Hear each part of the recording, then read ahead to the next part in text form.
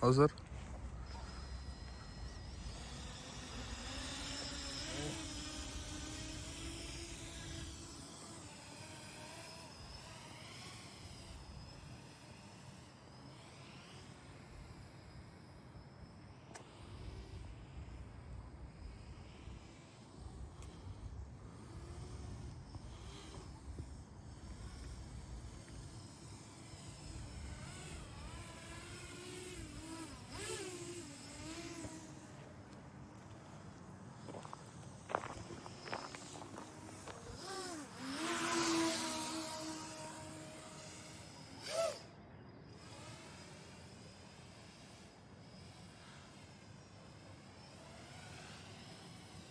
Şevkünün iki geçecek diye neredesin? İslam bir şey.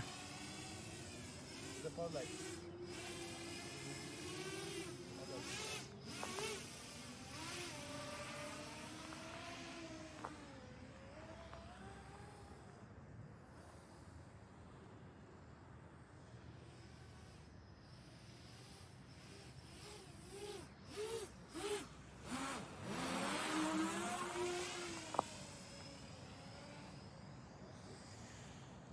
Bence biter 1,5 dakika oldu.